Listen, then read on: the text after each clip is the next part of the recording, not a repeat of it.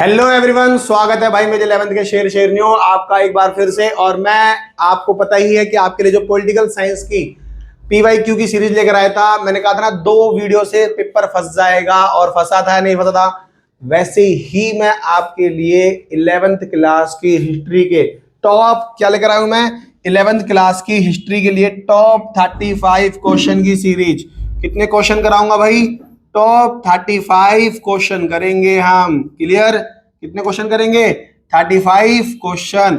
और मैं आपको ये बिलीव दिलाता हूं, आप बिलीव तो कर ही गए होगे अगर आपने पुरानी वीडियो देखी है, कि इन 35 क्वेश्चनों से पूरा सिलेबस, पूरी बुक और आपका सारा एकदम बेसिक से लेकर एडवांस लेवल तक कवर अप कर दूंगा इन 35 क्वेश्चनों के माध्यम से, जो आपके एग्जाम में 7 चैप्टर आ रहे हैं। क्या आ रहे हैं आपके 7 चैप्टर? वो सारे के सारे 7 चैप्टर कवर अप कर दूंगा। पहला चैप्टर डिलीट है, दूसरा मेसोपोटामिया वाला आ रहा है, तीसरा रोमन साम्राज्य वाला आ रहा है, चौथा डिलीट था, पांचवा चंगेज खान वाला, छठा 3 वर्ग, सातवां उसके बाद फिर आपका क्या बोलते हैं बदलती हुई संस्कृति एवं परंपराएं, 8वां 9वां डिलीट है, 10वां फिर आ रहा है आपका मूल निवासों के विस्थापन, और 11वां जिसका नाम है बेसिकली आधुनिकीकरण के रास्ते। तो ये 7 चैप्टर जो आपके एग्जाम में आ रहे हैं, मैंने इन 7 चैप्टरों से आपके टॉप 35 क्वेश्चनों को उठाया है, और ये सारे टॉप 35 क्वेश्चन एकदम A1 लेवल के होंगे।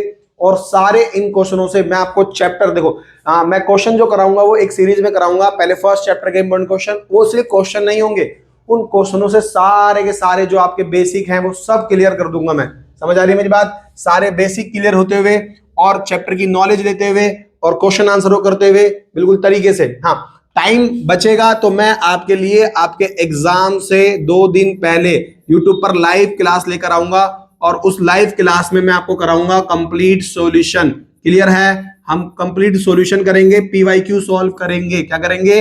पीवाईक्यू सॉल्व करेंगे। तो पहले हम इन 35 क्वेश्चनों को खत्म करेंगे, फिर पेपर से 1 दिन पहले 2 दिन पहले हम लाइव आएंगे, और बिल्कुल आपके कोई भी डाउट हो उस लाइव क्लास के अंदर आप बताना, मैं आपके ऑन द स्पॉट सारे सॉल्यूशन और सारे डाउट क्लियर कर दूंगा। ठीक? तो एक बार आप सभी रेडी हो जाए भाई पेन कॉपी लेकर, और शुरू करते हैं हम अपनी क्लास को।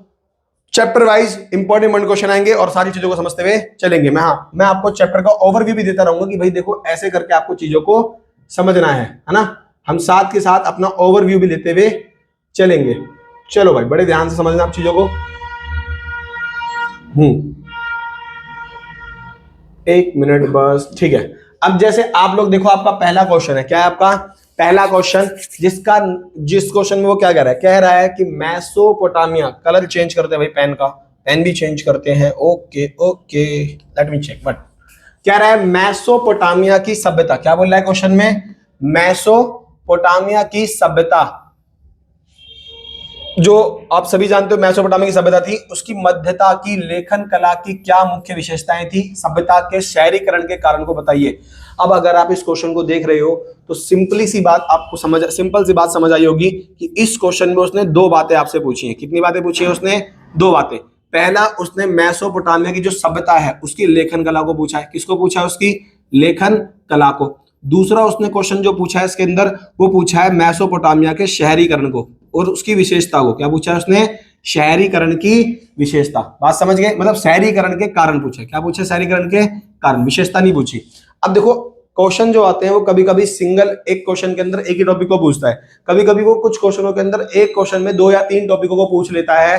तो ऐसे क्वेश्चनों को आपको कैसे करना होता है? सबसे पहले जो उसने पूछा है आप उसे का के अंदर पूरा डिफाइन करके बताओ, फिर उसने जो पूछा उसे खा में उसको डिफाइन करके बताओ। तो क्वेश्चन में ना उस चीज को ध्यान रखा करो, क्योंकि अगर मान लो 8 नंबर का क्वेश्चन होगा तो 4 नंबर का ऊपर वाला होगा, 4 नंबर का नीचे वाला होगा, तब जाकर पूरा कितने का? 8 का। और अगर आप सोचो कि मैंने लेखन कला ही सारी बता दी, तो भैया वो कोई फायदा नहीं है, क्योंकि वो देगा आपको 4 ही नंबर, चाहे आप 3 पन्नों में लेखन कला लिख दो।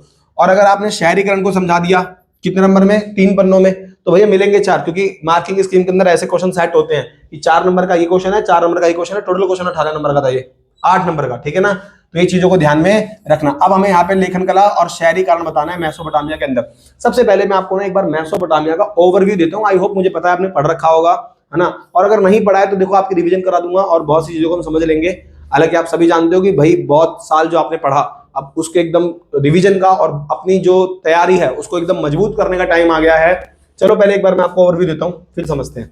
देखो, आप सभी जानते हो कि आपका जो टॉपिक है और जो चैप्टर है उसका नाम क्या है? उसका चैप्टर का देखो, आपके चैप्टर का नाम था लेखन कला और शहरी जीवन, यही तो आपका चैप्टर है। क्या है चैप्टर का नाम? बहुत पेशेंस के साथ पढ़ेंगे, ठीक है, बहुत धैर्य के साथ आप चीजों को समझते हुए चलना, बहुत पेशेंस के साथ हम करते हुए चलेंगे। लेखन कला और शहरी जीवन, ये आपके चैप्टर का नाम था। अब अगर आप इस चैप्टर के नाम को ध्यान से देखोगे तो आपको एक चीज समझ में आएगी कि हाँ भैया, अगर मैं इस चैप्टर को देखूं तो बेसिकली मैंने इस चैप्टर के अंदर पढ़ा क्या था भैया? तो हमने इस चैप्टर के अंदर पढ़ा था मेसोपोटामिया। क्या पढ़ा था हमने? मेसोपोटामिया। बात समझ गए? हमने मेसोपोटामिया पढ़ा और मेसोपोटामिया की क्या पढ़ी हमने? सभ्यता। यही तो हमने चैप्टर के अंदर पढ़ा। तो भैया फिर इस चैप्टर का नाम लेखन कला और शहरी जीवन क्यों पढ़ा? उसका रीजन ये था कि जो मेसोपोटामिया की सभ्यता है, क्या है जो मेसोपोटामिया की सभ्यता, उसमें सबसे पहले लेखन कला की शुरुआत हुई और सबसे पहले शहरी जीवन की शुरुआत कहाँ हुई? मेसोपोटामिया में। तो पूरी दुनिया में सबसे पहली सभ्यता किसे माना जाता है? मेसोपोटामिया की सभ्यता को। यहीं पर आप एक बात बोलोगे कि भैया दुनिया की पहली सभ्यता क्या है? वो है मेसोपोटामिया की सभ्यता। किसकी सभ्यता? मेसोपोटामिया की। इसी को हम लोग क्या बोलते हैं? दुनिया की पहली सभ्यता, दैट कॉल्ड मेसोपोटामिया की सभ्यता। बात समझ गए? ये दुनिया की पहली है, ठीक। इसके बाद हड़प्पा सभ्यता थी, वो भारत की पहली है ना। अब ये सभ्यता वर्ड क्या है? देखो, सभ्यता का मतलब होता है वो लोग जिन्होंने रहना खाना पढ़ना लिखना सीख लिया। मतलब आपको मैं बताऊं तो आप देखोगे कि हमारी जो पृथ्वी थी उस पर जब मानवों का उद्भव हुआ तो मानव शुरू में बहुत अलग टाइप के थे। वो आपको आपने पढ़ा, हालांकि आपका फर्स्ट चैप्टर डिलीट है, उसमें पढ़ा होगा आपने कि हम जानवरों का एक क्रमिक विकास थे, है ना। चिंपैंजीज वगैरह से बने हम, जो होमो सैपियंस, होमो इरेक्टस, होमो हैबियल्स, ऐसे करते हुए हम बने, है ना। तो वही चीज आपने पढ़ा होगा। तो सबसे पहले हम आदि मानव के रूप में आए। फिर आदि मानव जब खेती करना शुरू करेगा, जब आदि मानव आधुनिक होना शुरू होगा, वो रहना खाना पढ़ना लिखना सीखना शुरू करेगा, तो वो एक मानव के रूप में बढ़ जाएगा, ठीक है। उसको बोलेंगे होमो सैपियंस। बात समझ गए? तो जो दुनिया में सबसे पहली सभ्यता के लोग थे जिनको रहना खाना पढ़ना लिखना आ गया था, जो कृषि करने लग गए थे, समझ गए, वो कौन थे? मेसोपोटामिया के लोग। कौन थे? मेसोपोटामिया। और मेसोपोटामिया वर्तमान में किस देश में पड़ती है? तो आप बोलोगे भैया ये वर्तमान में इराक के अंदर पड़ती है। कहां पड़ती है? इराक में। अभी रिसेंटली इराक देश के अंदर पड़ती है, तो इसीलिए बोला गया मेसोपोटामिया की सभ्यता। और दुनिया में सबसे पहले लेखन कला यानी कि राइटिंग स्किल किसके लोगों में आई? तो वो आई थी मेसोपोटामिया के लोगों में सबसे पहले। और शहरी जीवन यानी कि सिटी लाइफ सबसे पहले कहां पर आई? तो वो आई मेसोपोटामिया के लोगों के पास, पूरी दुनिया में। बात समझ आ रहा है? इसीलिए चैप्टर का नाम था लेखन कला और शहरी जीवन। अब इस चैप्टर का ओवरव्यू लेते हैं। तो मैं आपने देखो पढ़ा होगा बेसिकली कि जो मेसोपोटामिया की सभ्यता थी, क्या थी जो मेसोपोटामिया की सभ्यता? वो दो नदियों के बीच में थी। किसकी नदियों के बीच में थी? दो नदियों के बीच में। अब ये दो नदियां कौन सी थी? तो देखो, इस नदी का नाम था फरात। क्या नाम था इस नदी का? फरात। और इस नदी का नाम क्या था? दर्जला। क्या नाम था? दर्जला। क्लियर है?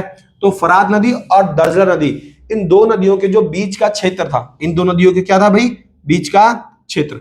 इस क्षेत्र का नाम ही क्या पड़ेगा? ये जो क्षेत्र दिख रहा है आपको बीच का, इसके आसपास का जो क्षेत्र है, इसी का नाम क्या पड़ेगा? मेसोपोटामिया। मतलब इसके बीच के उपजाऊ क्षेत्र को, इसके आसपास का सारा क्षेत्र, उसी को बोला गया मेसोपोटामिया।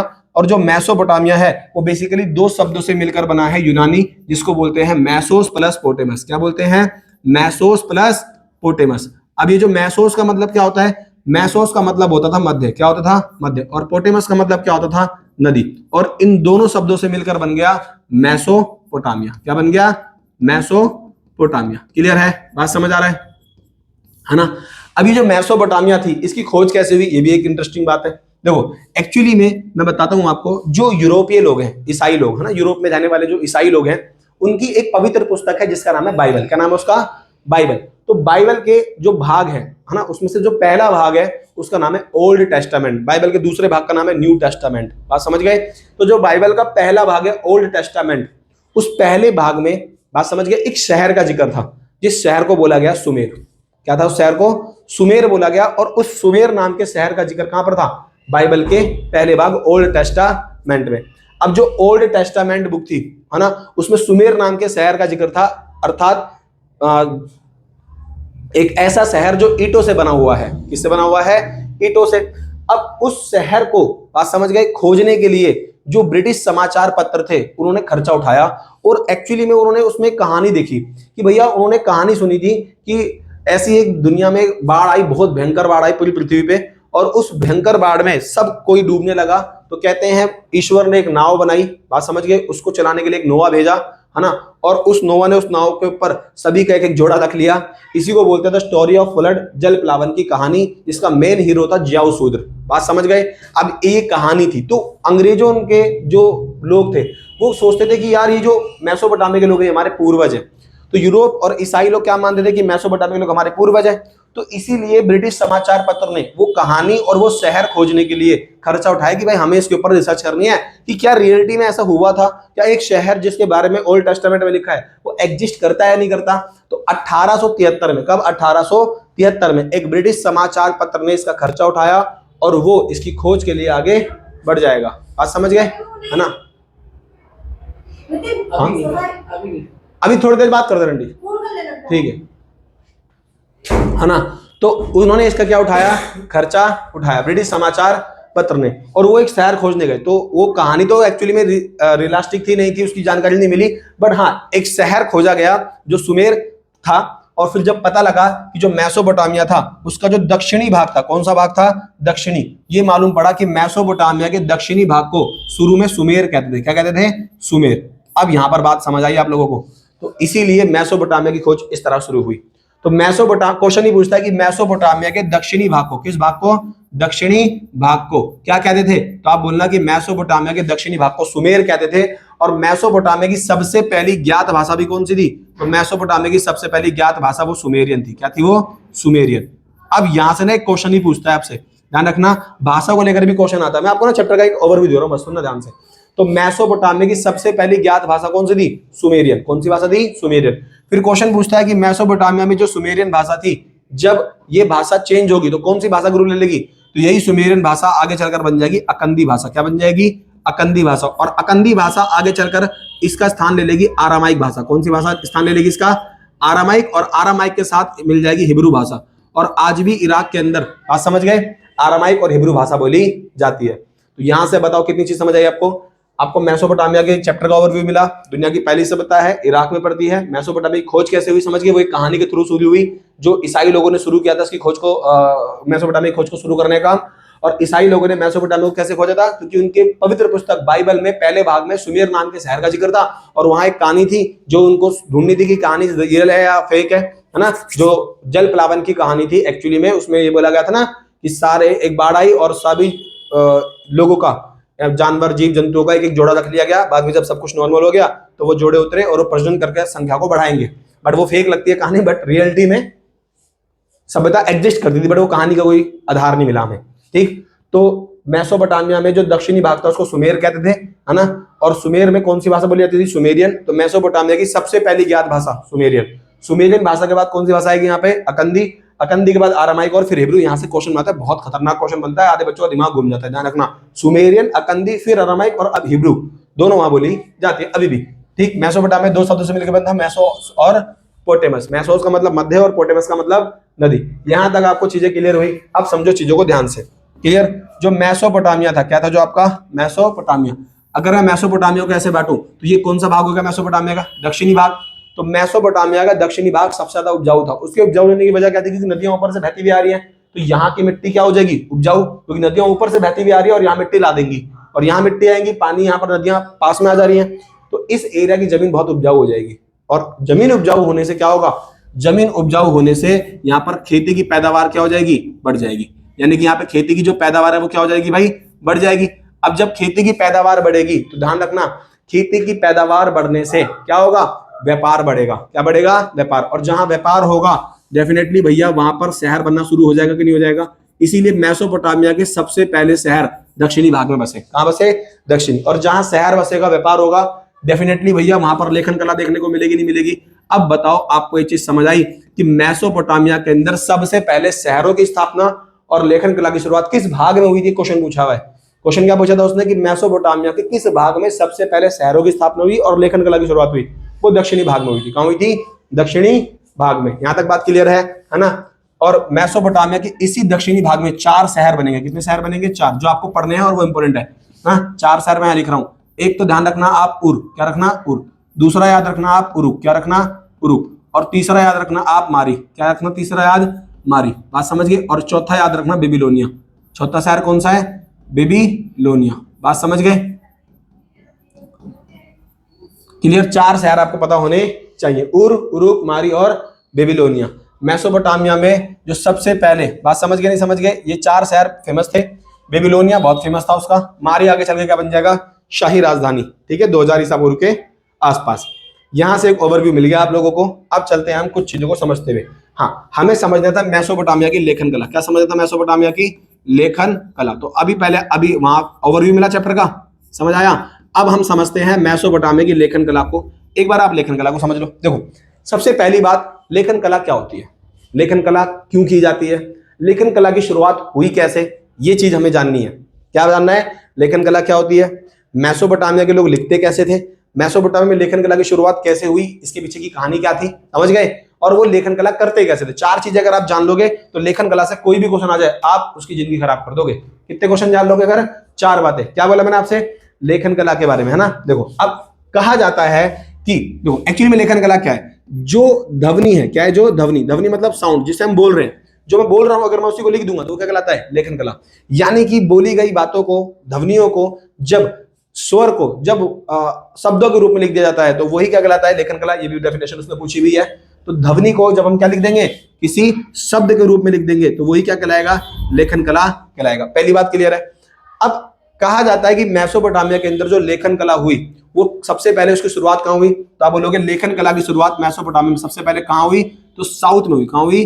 साउथ, दक्षिणी भाग में। कौन से भाग में हुई थी बताओ? तो आप बोलोगे कि भैया मेसोपोटामिया के अंदर सबसे पहले लेखन कला की शुरुआत दक्षिणी भाग में शुरू हुई। कहां हुई? दक्षिणी भाग में शुरू हुई। यहां तक बात क्लियर है। फिर आप बोलोगे कि भैया मेसोपोटामिया के अंदर दक्षिणी भाग में लेखन कला की शुरुआत हुई, और लेखन कला शुरू क्यों हुई? तो कहते हैं उसकी वजह थी व्यापार। क्या थी उसकी वजह? व्यापार, लेन देन। अगर लेन देन और व्यापार नहीं होता तो शायद लेखन कला की आवश्यकता नहीं पड़ती, और दक्षिणी भाग में व्यापार और लेन देन हो रहा है, इसीलिए वहां पर किसकी आवश्यकता पड़ी? लेखन कला की। अब इसके पीछे की कहानी क्या थी? कहते हैं मेसोपोटामिया की जो लेखन कला है उसके पीछे एक स्टोरी है, और वो स्टोरी जो है वो जुड़ी है दो लोगों से। किससे? दो लोगों से। एक जो वहां का राजा था उसका नाम था एनमार्कर। कहते हैं मेसोपोटामिया के अंदर एक राजा हुआ, उसका नाम क्या था? एनमार्कर। एनमार्कर जो था ये मेसोपोटामिया के अंदर उर का राजा हुआ। एनमार्कर को अपने साम्राज्य में एक बहुत सुंदर महल बनाना था। अब एनमार्कर ने कहा कि मुझे बहुत सुंदर महल बनाना है, तो मुझे इस सुंदर महल को बनाने के लिए क्या चाहिए? कुछ आभूषण, कुछ बहुत बेशकीमती पत्थर, कुछ बहुत अट्रैक्टिव चीजें चाहिए जो मुझे इस महल के अंदर लगाऊं और उस महल की सौंदर्य को बढ़ाए। जैसे आप लोग घर बनाते हो, टाइल लगाते हो, झूमर लगाते हो, कुछ अट्रैक्टिव चीजें लेकर आते हो ढूंढ ढूंढ के कि हमारे घर की भाई शान शौकत बढ़ जाए। तो राजा को कुछ बेशकीमती अट्रैक्टिव पत्थर चाहिए थे।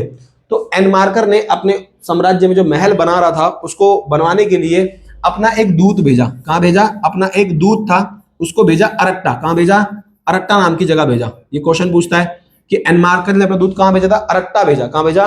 अरट्टा। और अरट्टा भेजा किस लिए? कि वो जाकर अरट्टा के राजा से बोले कि हमें आपके साम्राज्य में जो बेशकीमती पत्थर, जो चीजें मिलती हैं वो हमारे राजा मंगवा रहे हैं, आप दे दो।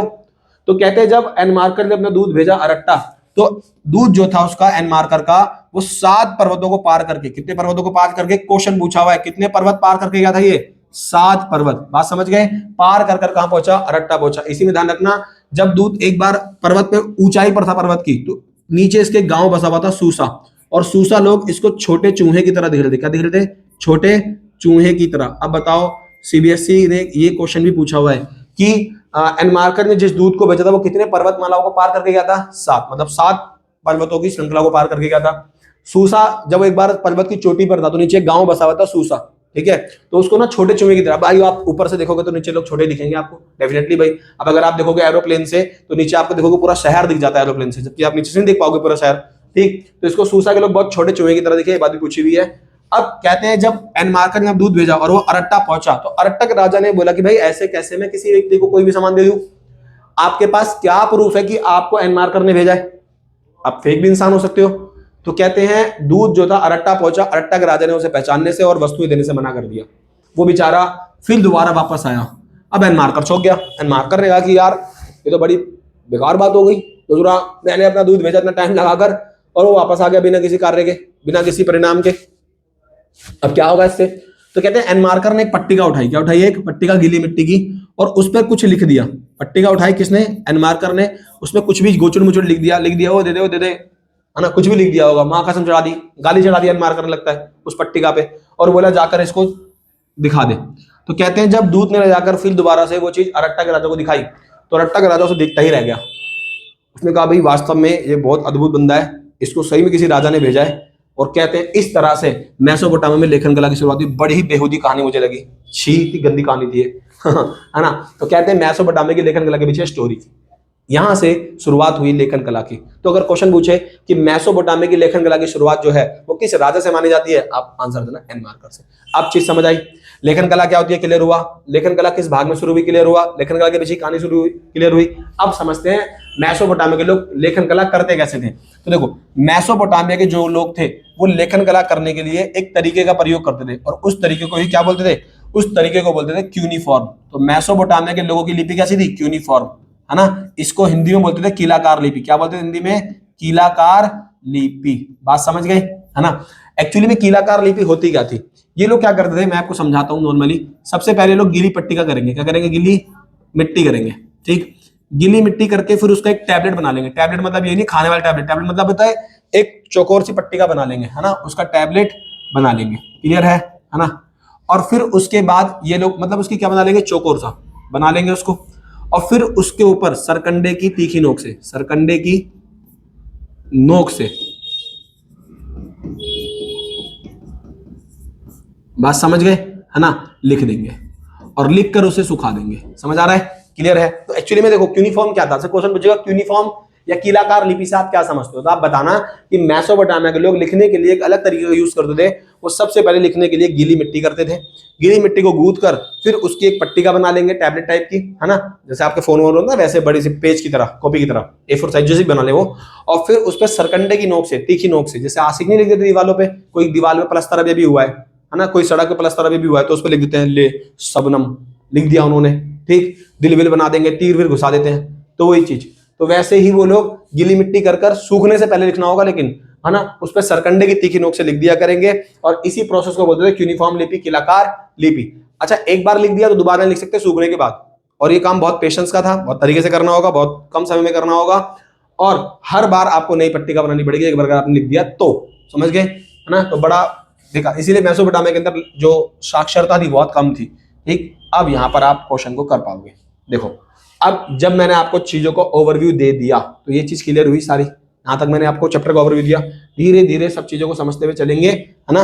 तो बेसिक से बताऊंगा सारी चीजें मैं आपको, है ना। देखो तो उसने क्वेश्चन क्या पूछा था, समझ आ गया कि मेसोपोटामिया की लेखन कला और शहरीकरण के कारण बताओ। तो अब उनकी मेसोपोटामिया की लेखन कला बता दो आप लोग। अब देखो मेसोपोटामिया की जो सभ्यता है उसकी लेखन कला की विशेषताएं क्या है, निम्नलिखित। पहला कि इनके अक्षर कैसे थे, कीलाक्षर या कीलाकार चिन्ह, एक स्वर या व्यंजन होकर एक अक्षर थे, मतलब ये कोई साइन बनाते थे, क्या बनाते थे, कोई भी साइन। मतलब ये नहीं कि हमारी तरह लिख रहे हैं, ये लोग साइन बनाते थे आपस में कम्युनिकेट करने के लिए। समझ गए, नहीं समझ गए। और इनमें सैकड़ों चिन्ह होते थे, क्या होते थे, सैकड़ों चिन्ह, क्योंकि भैया आपस में कम्युनिकेट कर रहे हैं लोग। इनकी कोई पंचुअल मतलब कह सकते हो लैंग्वेज नहीं थी, कोई लेखन कला का एक पैमाना नहीं था कि ऐसा होगा जैसे ABCD है, ऐसे ना है। ये लोग आपस में कम्युनिकेट करने के लिए, भाई जैसे मान लीजिए तुमने मुझसे 500 रुपए उधार लिए तो मैंने ऐसे लिख दिया 500 रुपए उधार लिए, ठीक है ना, ऐसे लिख दिया, ठीक। और जब तुमने मुझे 500 रुपए दे दिए तो मैंने ऐसे कर दिया, ठीक। तो ये आपको और मुझको पता है कि भैया ये क्या मतलब है इसका। इसीलिए ये लोग ना हर चीज के लिए अलग अलग पट्टिका बनाते थे, अलग अलग चिन्ह होते थे। जिसे गीली पट्टी पर सूखने से पहले लिखना होता था और सूखने के बाद पट्टिका पर आप लिख नहीं सकते, क्योंकि भाई वो ठोस हो जाएगी, क्योंकि मिट्टी की है वो। लेखन कार्य में अधिक कार्यकुशलता चाहिए, भाई पेशेंस चाहिए, कार्यकुशलता चाहिए, क्योंकि काम बहुत टफ है। ये थोड़ी आपकी सर क्लासमेट की कॉपी है, लिख दिया फिर मिटा दिया, है ना। और आवश्यकता के कारण इसे महत्वपूर्ण माना जाता था। किसी भाषा विशेष की ध्वनियों को एक दृश्य रूप में प्रस्तुत करना एक महान उपलब्धि माना जाता था। क्लियर है, समझ गए। अब यहां पर आपको लेखन कला क्लियर हुई। देखो उसने कितनी बात करी, लेकिन मेसोपोटामिया की लेखन कला के बारे में मैंने पूरी लेखन कला समझाई आपको। आप ये जो मैंने समझाया है ना, इसको पूरा समझा सकते हो कि लेखन कला क्या थी। अगर ये क्वेश्चन देखो, हो सकता है क्वेश्चन उसने कम में पूछा हो, नंबर में 3 नंबर पूछा होगा तो उतना बताया उसने बहुत है, लेकिन अलग से अगर क्वेश्चन आ गया लेखन कला का तो आप इन सारी बातों को बताओगे जो मैंने आपको बताई है, ठीक है ना। तो चीजों को ध्यान रखना, नोट डाउन भी करते जाना आप चीजों को। अब समझते हैं मेसोपोटामिया में शहरीकरण को। किसको समझते हैं, शहरीकरण की निम्नलिखित कारण थे। अब एक बात समझो, सबसे पहली बात हम यहां पर एक जानते हैं कि शहरीकरण होता कैसे है। शहरीकरण बात समझ गए, क्या जानते हैं हम कि जो शहरीकरण है वो होता कैसे है।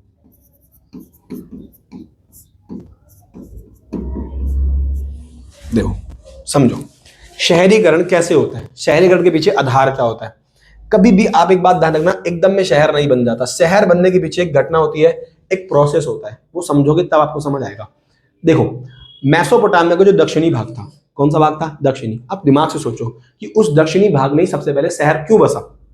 मैंने एक बात बोली थी, अगर आपने मेरी बात को ध्यान सुना हो तो मैंने कहा था कि मेसोपोटामिया के दक्षिणी भाग में सबसे ज्यादा अधिक कृषि हो रही है, क्योंकि वहां की जमीन उपजाऊ है, क्योंकि नदियां पास में आ रही है, मिट्टी लेकर आ रही है, नदियां उपजाऊ, समझ रहे हो, है ना। बाढ़ से नदियों के मिट्टियां, जो नदी के पानी के अंदर मिट्टी है वो खेतों में चली जा रही है, तो उससे ना जमीन वहां की क्या हो गई, उपजाऊ। अब जमीन उपजाऊ होगी तो क्या फायदा होगा, जमीन के उपजाऊ होने से फायदा ये होगा कि अब जो मेसोपोटामिया में दक्षिणी भाग में आप खेती करोगे उसकी पैदावार क्या होगी, ज्यादा। अब अगर पैदावार ज्यादा होगी तो आपके पास जो आपकी कंजम्पशन है, जो आपकी डिमांड है, उससे ज्यादा उत्पादन पड़ा है।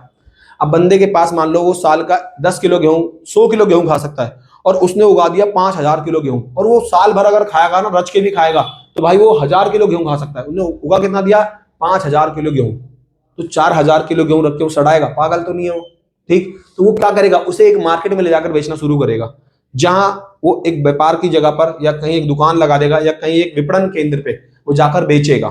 तो जहां वो बेचेगा वहां धीरे धीरे मार्केट तैयार हो जाएगी, और कुछ लोगों को लगेगा कि यार कोई बंदा है जो हमारे लिए खेती कर रहा है, हम खेती के अलावा कोई और व्यवसाय कर लेते हैं। तो अब क्या होगा, एक सिस्टम जनरेट होगा, कुछ लोगों के पास इनकम यानी कि पैसा होगा, क्योंकि वो खेती नहीं कर रहे, उनके पास वो व्यवसाय व्यापार कर रहे हैं, उनके पास पैसा आएगा और वो उस पैसे से वो कृषि और जो भी उनको गेहूं चावल चाहिए वो खरीद लेंगे। किसान को फायदा क्या होगा कि भाई उसको पता है मेरे खेत में इतना गेहूं होगा, इतना मैं खाऊंगा और इतना मैं बेच दूंगा तो मुझे ये पैसा मिल जाएगा। तो एक सिस्टम जनरेट हो गया, और धीरे धीरे जहां पर ये लेन देन हो रहा है वहां एक मंडी बन जाएगी, ये मंडी धीरे धीरे चलकर व्यापार का बड़ा केंद्र बन जाएगी, फिर वही पूरा शहर बन जाएगा। समझ आ रहा है कि नहीं आ रहा, क्लियर है। तो ऐसे ही शहरों की स्थापना होती है। अब समझ आया। तो मेसोपोटामिया में शहरीकरण कैसे हुआ, तो आप बोलोगे शहरीकरण का पहला आधार क्या बनेगा, तो आप बोलोगे उपजाऊ जमीन। उपजाऊ जमीन के बाद क्या होगा, खेती की पैदावार क्या हो जाएगी, ज्यादा। पैदावार ज्यादा हो जाएगी तो मंडी स्थापित होगी जहां लोग बेचेंगे, मंडी स्थापित होगी तो वहां धीरे धीरे बाजार बन जाएगा, और बाजार व्यापार का केंद्र बन जाएगा, और धीरे धीरे देखते ही देखते वो किसका रूप ले लेगा, शहर का। समझ आया, बताओ, ये वाली कहानी क्लियर हुई है ना। ये मैं आपको आगे डाल देता हूं, आपको चीजें समझ में आएगी, ठीक। एकदम में नहीं होगा ये, ठीक। अब समझ आया। तो मेसोपोटामिया में सबसे पहले आधार तो यही बना, लेकिन क्या सिर्फ ऐसे ही शहर बने, नहीं, कुछ शहर और भी थे। जैसे मेसोपोटामिया के अंदर मंदिर के आसपास भी शहर बने, मंदिर जो थे उसके आसपास शहर कैसे बने, जैसे मान लीजिए मेसोपोटामिया में कोई बहुत फेमस मंदिर था, अब उस मंदिर के आसपास ना कुछ लोगों ने दुकान लगाई, अब उनकी दुकान चलेगी, फिर और लोग दुकान लगाएंगे, फिर वहां होटल, वहां और सुविधाएं, वहां रुकने का, ठहराव का, तो एक पूरा वहां पर भी इकोसिस्टम जनरेट हो जाएगा। तो मेसोपोटामिया मंदिर के आसपास भी क्या बन गए, शहर बन गए, ठीक। अच्छा, मेसोपोटामिया के अंदर और भी शहर बने, जैसे शाही शहर। कैसे शहर, शाही शहर। अब ये शाही शहर का मतलब क्या है, देखो जो शाही शहर, देखो मैं अभी आपकी पहला ही क्वेश्चन है ना, आपको लग रहा हो भैया एक क्वेश्चन में तो टाइम लगा दिया, मैं चीजें क्लियर कर रहा हूँ अभी आपकी। जब वे ऑफ कॉन्सेप्ट आपके क्लियर हो जाएंगे तो आपको फिर जो आगे आप क्वेश्चन करोगे उनमें आपको ज्यादा तकलीफ नहीं होगी, क्योंकि आपका बेसिक क्लियर हो चुका होगा, है ना। अब अगर आप मेरी ऑफलाइन क्लास में होते तो मैं ये सब चीज आपको समझा चुका होता, ठीक है ना। ऑनलाइन में सब चीजें मेरे को बतानी पड़ रही है क्योंकि चैप्टर का बेसिक नहीं पढ़ा है आपने अभी, है ना। बाकी बेसिक जब क्लियर होता है ना तो ये सब चीजें आपको समझानी, ये सब चीजें समझानी पड़ती है, बस ये पढ़ाना पड़ता है, ठीक है। तो इसीलिए मैं आपसे बता रहा हूँ कि एक बार आपका बेसिक समझ लो ध्यान से। तो शाही शहर का मतलब क्या होता है, अब भाई डेफिनेटली जहां पर राजा रहेगा, जहां पर कौन रहेगा, राजा, तो वहां पर सुविधाओं का होना लाजमी है कि नहीं लाजमी है, डेफिनेटली भाई लाजमी है। तो जहां राजा होगा वहां सुविधाएं ऑटोमेटिक आएंगी, वो राजधानी रूप में फले फूलेगा, वो मजबूत हो जाएगा क्योंकि वहां राजा रह रहा है। तो बेसिकली अगर क्वेश्चन पूछे कि मेसोपोटामिया में शहरों का विकास कैसे हुआ, तो ये पहले तो आप कहानी समझा दोगे। फिर अगर क्वेश्चन पूछे कि मेसोपोटामिया में शहर कितने प्रकार से बसे, तो आप बोलोगे मेसोपोटामिया के अंदर 3 प्रकार से शहर बसे। कितने प्रकार से शहर बसे, 3। बोलोगे पहला शहर जो व्यापारिक शहर था, क्या शहर था, व्यापारिक शहर, जो व्यापार जहां होता था, बात समझ गए, उसके चारों ओर बसा। दूसरा शहर क्या बोलोगे, धार्मिक शहर, जिससे जो मंदिर के चारों ओर बसे। और तीसरा शहर शाही शहर। जैसे आप देखो दिल्ली है, अब दिल्ली क्यों फेमस है, क्योंकि भाई दिल्ली राजधानी है, यहाँ पर शाही लोग रहते हैं, राजा रहते हैं, तो ये डेवलप होगी नहीं होगी।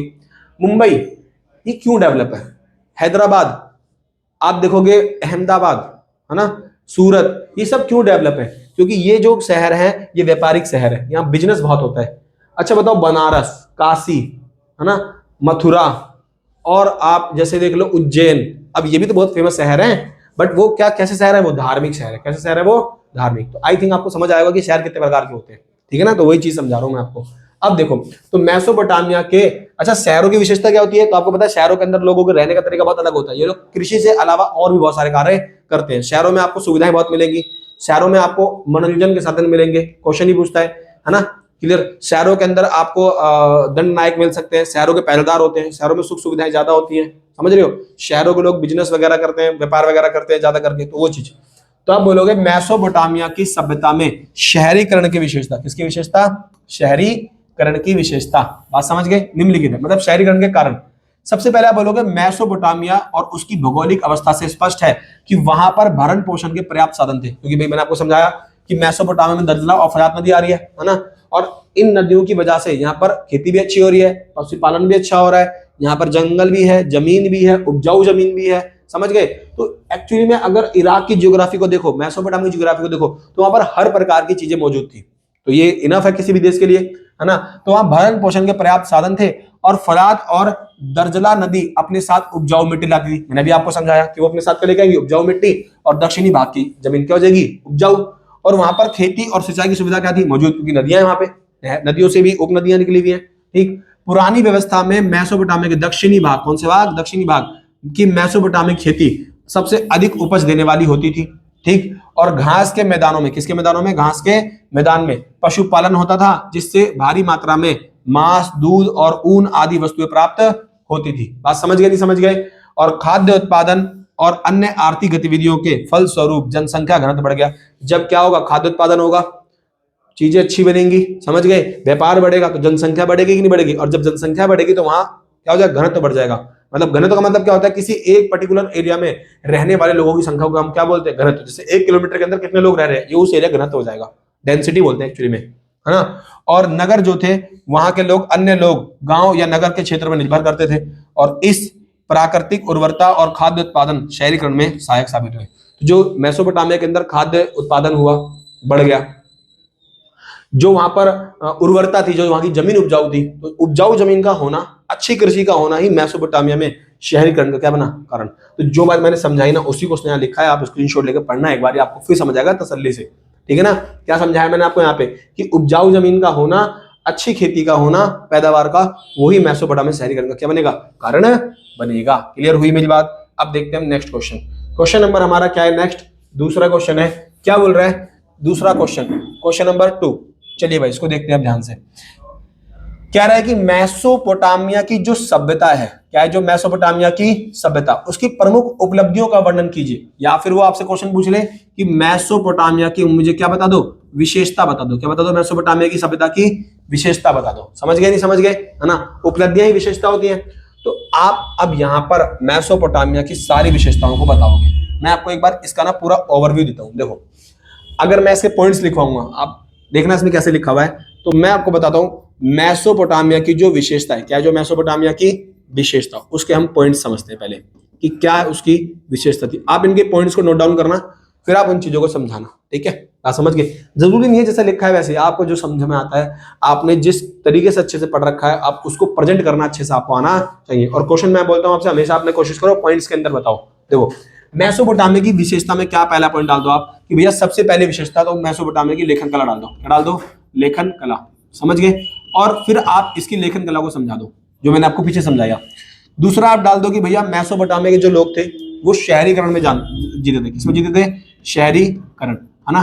तो शहरीकरण ये दूसरी विशेषता हो जाएगी मेसोपोटामिया की। तीसरा आप बताओ कि जो भैया मेसोपोटामिया के लोग थे, बात समझ गए? नहीं समझ गए? उसमें आप समझा दो कि इन लोगों को भूगोल का या फिर ज्योतिषी का बहुत अच्छा ध्यान था, या फिर ये लोग ना ब्रह्मांड का अध्ययन करते थे, जिसको क्या बोलते हैं? ब्रह्मांड का अध्ययन, एक्चुअली में एस्ट्रोनॉमी, है ना। बात समझ गए? यानी कि ब्रह्मांड की जानकारी थी इन लोगों को। समझ गए? नहीं समझ गए? उसके बाद आप बोलोगे गणित का ज्ञान। किसका ज्ञान? गणित का ज्ञान था इन लोगों को। किसका ज्ञान था? गणित का ज्ञान। समझ गए? नहीं समझ गए? जब ये क्वेश्चन 8 नंबर के अंदर आएगा तो मैं तो ऐसे ही लिखूंगा भाई, गणित का ज्ञान होना, ठीक। उसके बाद आप 5वां पॉइंट बोलना कुम्हार का चाक। पूरी दुनिया में सबसे पहले कुम्हार का चाक किसने इंट्रोड्यूस करा? वो मेसोपोटामिया के लोगों ने इंट्रोड्यूस किया, उसको बोलते हैं कुम्हार का चाक। बात समझ गए? नहीं समझ गए? है ना। और आप बोलोगे समय की जानकारी होना इनको। समझ गए? नहीं समझ गए? विद्वान थे लोग, ठीक। उसके बाद आप बोलोगे बर्तन वगैरह बनाना जानते हैं ये लोग। और उसके बाद लेखन कला, शहरीकरण, ब्रह्मांड की जानकारी, गणित का ज्ञान, कुम्हार का चाक। और उसके बाद आप इसकी विशेषता को और कैसे बता सकते हो? इसमें एक पॉइंट और डाल देना कि भैया ये जो लोग थे, बात समझ गए? नहीं समझ गए? व्यापार वगैरह इनका बहुत तगड़ा था। क्या था? ये लोग व्यापार करते थे, पशुपालन करते थे। बात समझ गए? ये इनकी क्या है? विशेषता है। क्या है ये? विशेषता। अब इनमें से आप तरीके से इनको डिफाइन कर दो। समझ गए? ये सारी विशेषता के पॉइंट्स बन गए, अब डिफाइन कर दो। देखो आपसे पूछा मेसोपोटामिया की सभ्यता की विशेषता बताओ, तो ये इसमें पहली विशेषता क्या बता रहा है? मेसोपोटामिया की सभ्यता की लेखन कला। तो ये जो लेखन कला का मैंने टॉपिक लिखा है ना पॉइंट, वो उसको डिफाइन कर रहा है। समझ गए? ये इसका ये आपका पॉइंट है। क्या ये आपका पॉइंट? समझ गए? अब ये यहाँ पर किसको डिफाइन कर रहा है? लेखन कला को। ये पॉइंट बन गया। समझ गए? क्या कह रहा है कि किलाकार लक चिन्ह स्वर व्यंजन होकर एक अक्षर थे, जो पीछे समझाया है ना। ये लोग गीली मिट्टी का पर सूखने से पहले लिखा करते थे, और सूखने से पहले मिट्टी का पर लिखा जरूरी है, नहीं तो सूखने के बाद आप उस पर लिख नहीं सकते। जो पीछे समझा गया हो ना, देखो उसी को डाल दिया लेखन कला को पॉइंट्स में। लेखन कार्य में कुशलता की आवश्यकता थी, क्योंकि मैंने कहा था काम बहुत टफ था, इसमें आपको बहुत एक्सपीरियंस चाहिए, है ना। और किसी भाषा को लिख देना क्या कहलाता है? लेखन कला कहलाता है। समझ आ रहा है कि नहीं आ रहा? दूसरा पॉइंट देखो इसका क्या बोल रहा है? अच्छी परिवहन व्यवस्था। बिल्कुल भाई, यहाँ पर एक पॉइंट और आप डाल लो। क्या डाल लो यहाँ पर? एक पॉइंट और, कि इसकी एक और विशेषता डाल लो कि यहाँ की परिवहन व्यवस्था क्या थी? अच्छी थी, है ना। अच्छी परिवहन व्यवस्था का मतलब क्या है? अच्छी परिवहन व्यवस्था, इसका मतलब ये हो गया कि मेसोपोटामिया के अंदर मैंने बताया होगा आपको, है ना, कि जो नदियां थी और जो उनकी सहायक नदियां थी, उनके माध्यम से ये लोग व्यापार किया करते थे। उससे अच्छी परिवहन व्यवस्था क्या हो गई? क्रिएट हो गई। अब उस परिवहन व्यवस्था से क्या होगा? ये लोग अपने यातायात को बहुत इजीली कर लेंगे, क्योंकि यहाँ पर जलमार्ग और सड़क मार्ग दोनों ही थे। समझ आ रहा है? इससे व्यापार करने में क्या होती थी? आसानी। और लंबी दूरी का व्यापार, क्वेश्चन पूछेगा कि मेसोपोटामिया के लोग लंबी दूरी का व्यापार किससे करते थे? नदियों से। और क्वेश्चन पूछता है मेसोपोटामिया में कौन सी नदी विश्व मार्ग का काम करती थी? फरात नदी। कौन सी नदी? फरात नदी विश्व मार्ग का काम करती थी। ये भी क्वेश्चन इंपॉर्टेंट है, ध्यान रखना। ठीक, तो मेसोपोटामिया खाद्य संसाधनों में समृद्ध था, परंतु वहां पर खनिज पदार्थों की कमी थी। अब यहाँ पर भैया जो मिनरल्स है, खनिज पदार्थ है, लोहा, जो भी इनको वस्तुएं चाहिए, है ना, तांबा, अयस्क वगैरह, धातु वगैरह यहाँ पर थी नहीं, तो ये उनको दूसरे देशों से मंगाते थे, तुर्की से, ईरान से, अथवा खाड़ी पार देशों से मंगवाते थे। इसके साथ आयात निर्यात इनका होता जाता था, इसीलिए वहां पर एक अच्छी जल परिवहन व्यवस्था थी। जल परिवहन व्यवस्था समझ गए ना? यानी कि जो फरात नदी है और जो दजला नदी है, ये उससे व्यापार वगैरह कर लिया करते थे। और फरात नदी किसका काम करती थी? तो आप बोलना भैया जो फरात नदी है वो विश्व मार्ग का काम करती थी। किसका काम करती थी? विश्व मार्ग का। और फरात नदी के इधर ही स्थित था मारी। क्या था? मारी। और मारी जो है, बात समझ गए, वहां के जो राजा थे वो बोलते थे कि फरात नदी जितना भी सामान और जहाज आएंगे जाएंगे, वो में क्या देंगे? 10% टैक्स देकर जाएंगे, है ना, बंदरगाह टाइप का। और जल परिवहन सबसे सस्ता तरीका था उस टाइम पे। पुराने मेसोपोटामिया की नहरें और प्राकृतिक जल धाराएं उस क्षेत्र में माल के परिवहन के लिए अच्छा मार्ग थी। फरात नदी उन दिनों व्यापार मार्ग के लिए विश्व मार्ग के रूप में प्रसिद्ध थी। आगे बात जो मैंने बताया कि कौन सी नदी? फरात नदी। विश्व मार्ग मतलब इस पे कई देशों के जहाज इस नदी से आया जाया करते थे। और मारी जो था वो उस नदी किनारे पे स्थित था, उर्द धारा पे, तो वो आने जाने जहाज उसका ले लेता था, टैक्स ले लेता था। कौन? मारी। उसके बाद आप बोलोगे कि मेसोपोटामिया की विशेषता क्या है? कि भैया यहाँ पर भरण पोषण के साधन क्या है और आर्थिक गतिविधियां, ठीक है, यहाँ कृषि भी हो रही है, व्यापार भी हो रहा है, बहुत उन्नत है ये लोग, ठीक है ना। तो मेसोपोटामिया की विशेषता में मेसोपोटामिया और उसकी भौगोलिक अवस्था से स्पष्ट है कि वहां पर भरण पोषण के पर्याप्त साधन थे। और फरात और दर्जला नदी, है ना, दर्जला, ठीक है ना, कौन सी नदी? दर्जला, है ना। फरात और दर्जला नदियां अपने साथ उपजाऊ मिट्टी लेकर आती थी, और वहां पर खेतों की सिंचाई सुविधा थी। पुरानी व्यवस्था में दक्षिणी भाग की जो खेती थी सबसे अधिक उपज देने वाली थी, जो पीछे समझाया मैंने आपको बेस में। और घास के मैदानों में क्या होता था? वहां पे पशुपालन। तो यहाँ पर खेती हो रही है, उससे फायदा, पशुपालन हो रहा है, उससे फायदा, है ना। अब क्योंकि खेती से जो प्रोडक्ट चाहिए वो खेती से मिल जा रहा है, और जो पशुपालन चाहिए वो पशुपालन से मिल जा रहा है। बात समझ गए? और आर्थिक गतिविधियों के फलस्वरूप जनसंख्या बढ़ जाएगी, और नगर के लोग, अन्य लोग, नगर के जो लोग है वो अन्य लोगों पे क्या हो जाएंगे? निर्भर। उनको पता है कि हमारे लिए कोई बंदा खेती कर रहा है, हम बिजनेस करते हैं, ठीक। और इस प्रकार नए नए शहरों की स्थापना हो गई मेसोपोटामिया में। फिर इसमें आप एक टॉपिक बता दो, क्या बता दो? शहरीकरण। देखो नगरों की स्थापना हुई, और शहर 3 प्रकार के, अभी पीछे पढ़ाया ना मैंने आपको बेस में कि मेसोपोटामिया में शहर कितने प्रकार के बसे? आप बोलोगे 3 प्रकार से। शहर जो मंदिर के चारों ओर बसे, उन्हें क्या बोला गया आपने? धार्मिक शहर। कैसा शहर बोला? धार्मिक, है ना। और वो शहर जो व्यापार के कारण बसे, उन्हें आप बोलोगे व्यापारिक शहर। क्या बोलोगे उन्हें आप? व्यापारिक शहर। बात समझ गए? और शाही शहर जो राजा रहता है, जहां पर राजधानी के रूप में फले फूले, है ना, क्लियर है, जैसे एंटीओक वगैरह सब, मतलब आगे वो तो रोमन साम्राज्य के हैं। तो तीसरा शाही शहर, जैसे मारी हो गया, है ना। तो आई थिंक आपको बात कर होगी कि मेसोपोटामिया में 3 प्रकार के शहर थे। अब चौथी विशेषता उसने क्या बता दी मेसोपोटामिया की? शहरी जीवन। क्या बता दिया? शहरी जीवन। अब उसको डिफाइन कर रहा है कि मेसोपोटामिया के अंदर जो शहरी जीवन, ध्यान रखना भाई, यहाँ से एक अच्छा क्वेश्चन बन सकता है। यहाँ से क्वेश्चन क्या बन सकता है? वो क्वेश्चन में बना देगा, यहीं से आप इसको क्वेश्चन को अलग से नोट डाउन कर लेना, ठीक है ना। वो क्वेश्चन पूछ लेगा आपसे मेसोपोटामिया के शहरी जीवन को बताओ, तो आप यहां से उसको बता सकते हो। समझ आ रहा है? तो यहां से वो अलग से भी क्वेश्चन पूछ सकता है, हालांकि विशेषता में भी आएगा, और ये अलग से ही पूछ सकते हैं, क्योंकि देखो अगर आप 8 नंबर का क्वेश्चन पढ़ रहे हो तो उससे 1 नंबर के, 2 नंबर के, 3 नंबर के ऑटोमेटिक हो जाने हैं। तो यहाँ से एक अलग से भी क्वेश्चन बन सकता है, अच्छे से पढ़ना है इसको, ठीक है। कि मेसोपोटामिया की शहरी जीवन कैसा था? तो पहली बात कि शहरों में रहने वाले लोग जो थे उच्च या संप्रवाद वर्ग थे। क्या थे? उच्च वर्ग और संप्रवाद, अमीर लोग जाते थे शहरों में।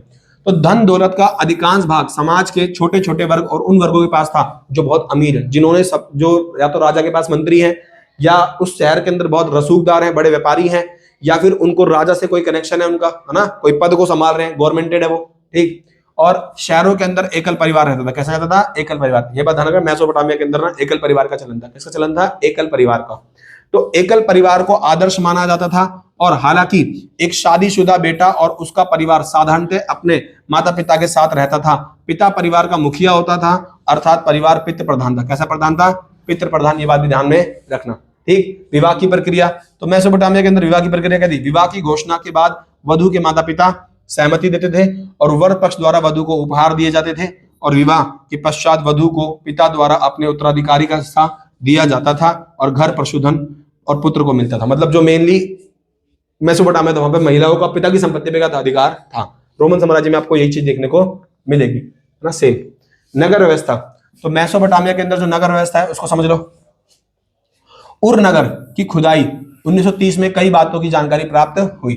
ध्यान रखना, अगर क्वेश्चन पूछे, यहां से एक क्वेश्चन पूछता है उर नगर वाला, उर नगर को बताओ, उर नगर की विशेषता,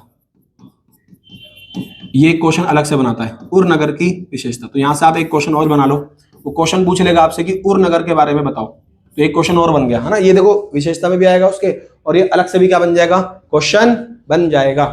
उर नगर की विशेषता बोल रहा है, तो आप बोलना कि उर नगर की जो विशेषता है वो भी निम्नलिखित है। जैसे आपने बोला कि उर नगर की खुदाई 1930 में हुई। कब? 1930 में। और मेसोपोटामिया के अंदर जो 4 शहर या जितने भी शहर खोजे गए उसमें सबसे खराब कौन सा शहर मिला? उर। और सोचो इतना खराब मिला कि ये इसकी खराबी, इसकी क्या बन गई? विशेषता। किसकी?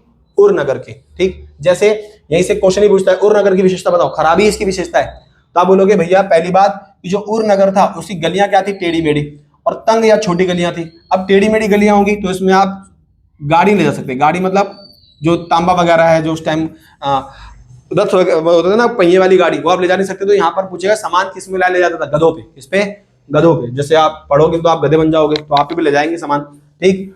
और उसमें नगर नियोजन का अभाव था, क्योंकि ये पूरा शहर इस तरीके से बसा हुआ था, अनप्लान तरीके से, जैसे मर्जी घर बने हुए थे। तो जब सिस्टमैटिक चीजें बनी होती है तो नियोजित होता है, जब सिस्टमैटिक नहीं होती तो वहां पर प्लानिंग यानी कि नियोजन का क्या होता है? अभाव होता है।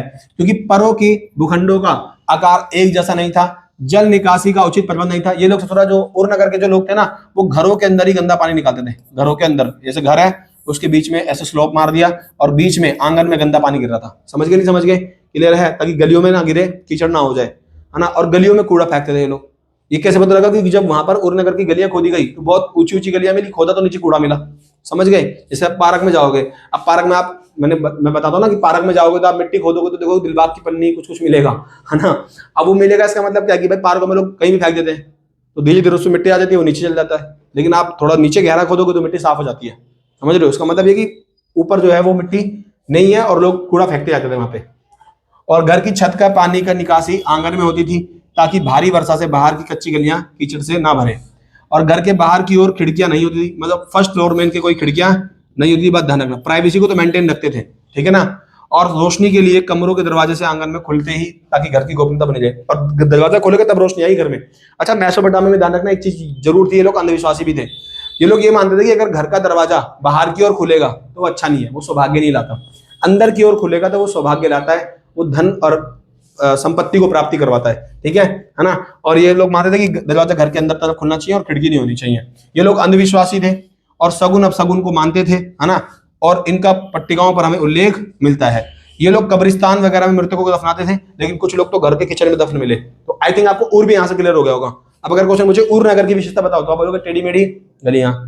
यहाँ के जो मकान थे अनियोजित थे, पूरा शहर ही अनियोजित था। यहाँ के लोग घर के आंगन में गंदा पानी फेंकते थे, गलियों में कूड़ा डालते थे। समझ गए? यहाँ की गलियां बहुत टेढ़ी मेढ़ी और संकरी थी, है ना। ये लोग फर्स्ट फ्लोर पे खिड़की नहीं बनाते थे, गोपनीयता को महत्व देते थे। उसके बाद आप क्या बताओगे कि ये लोग अंधविश्वासी थे, इनका दरवाजा अंदर की ओर खुलता था, दहलीज उठी होनी चाहिए, ऐसा मानते थे लोग। समझ गए? नहीं समझ गए? तो वो चीजें तो ये बता दोगे आप उर नगर वाला। अब आ जाओ, क्वेश्चन नंबर 3 है, क्या बोल रहा है, मेसोपोटामिया के शहरीकरण की विशेषता बताओ। अब भी रिसेंटली पीछे पढ़ा कर रहा हूं, तो आप समझ लो मेसोपोटामिया का शहरीकरण कितना इंपॉर्टेंट है। बहुत क्वेश्चन मारता है इससे वो। देखो, एक तो लेखन कला से मारता है, जो मैंने शुरू में पढ़ाया, उसकी जियोग्राफी वाली चीज बताई मैंने आपको। एक वो उसके शहरीकरण से क्वेश्चन मारता है, और एक विशेषता से। विशेषता वाला क्वेश्चन है भाई, जो मैंने पॉइंट दिखवाए, तो आप तरीके से पढ़ लेना, है ना। तो मेसोपोटामिया के शहरीकरण की विशेषता, ठीक। देखो, मेसोपोटामिया में शहरीकरण की विशेषता क्या है कि शहरी जीवन का आरंभ मेसोपोटामिया में हुआ, और यह सभ्यता अपनी संपन्नता और शहरी जीवन और विशाल और समृद्धशाली साहित्य के लिए प्रसिद्ध है। तो क्वेश्चन पूछेगा मेसोपोटामिया क्यों फेमस है, तो आप बोलोगे ये अपनी संपन्नता के लिए फेमस है, शहरी लाइफ के लिए, ये शहरी जीवन के लिए फेमस है, विशाल समृद्ध साहित्य के लिए फेमस है। मेसोपोटामिया के अंदर शहरीकरण की निम्नलिखित विशेषताएं हैं, इसकी शहरीकरण की। तब बोलोगे कि मेसोपोटामिया में जो शहर है वो 3 प्रकार से विकसित हुए। कितने प्रकार से? 3। पीछे समझा कराया। प्रथम शहर जो मंदिर के चारों ओर बने, दूसरे शहर जो व्यापार के चारों ओर बने, और तीसरे शहर जो शाही शहर थे। पीछे समझाया मैंने आपको, क्लियर है। मंदिर निर्माण, देखो अब मेसोपोटामिया के शहरों के अंदर जो मंदिर थे वो कैसे बने थे, तो मंदिरों के जो क्वेश्चन है, बात समझ गए, मैं नेक्स्ट वीडियो के अंदर ले आऊंगा, है ना। आज के लिए इतना ही रखते हैं, है ना। नेक्स्ट वीडियो के अंदर मिलते हैं, और मेसोपोटामिया के मंदिरों को नेक्स्ट वीडियो में हम समझेंगे डिटेल में, और इसके बाद आपके नेक्स्ट पार्ट में वीडियो डालता हूं। अभी के लिए इतना समझो, धीरे धीरे बेसिक करते हुए हम चलेंगे।